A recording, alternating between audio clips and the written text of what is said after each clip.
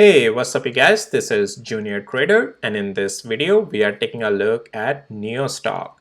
So, should you buy NIO here at the bottom of the channel? Well, because it's a good question that, well, we have been trading in this channel, so now we are scraping the bottom of this channel. Should we buy here and at least swing it and get some upside on this play at least for a couple of days?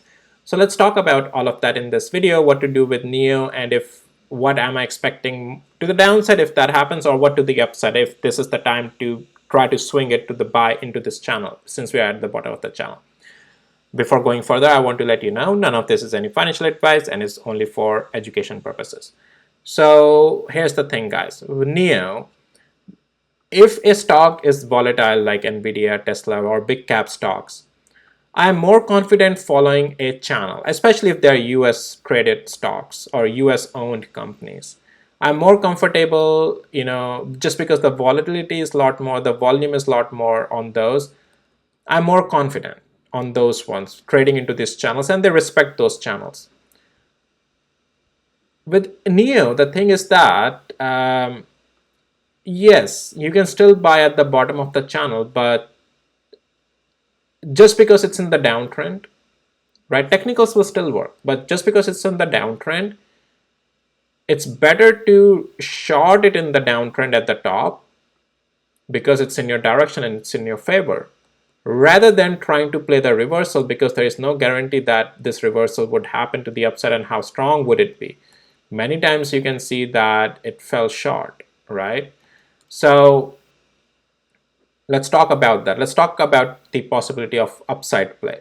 So just looking at the bottom of the channel, especially because it's a reversal case, right, against the trend, and it's being NIO, we can't buy blindly here. You can see there are two dips happened already at that significant level, but we didn't quite rebound back up, right? We are still struggling to go higher. We are falling. So that's not a good sign. So we'll have to go to the hourly interval to find out what are those places for the confirmation for potential upside. So let's talk about that. So now we are on hourly interval. You can see we are trying to hold that level, and yes, there's this bounce came right at the bottom of the channel, but look, it got sold off with the double top, so it didn't continue higher. Now here's the thing, if we continue to lose this level of $4.31, let's talk about the downside since I just started talking about it. It can continue lower to this channel, guys. All right, it can come down to $4.10 or the next level, like $4.09 as well. If you want to play upside on this, let it confirm some upside break first. Let it break some resistance area, and that would be $4.45. If NIO can get out and above it, then sure, it can be intraday at least traded upside, and then you can also try to hold a swing on this to some levels. All right, like significant levels. Just keep an eye on that 200 hours moving average as well. But trading against the trend is tough, okay?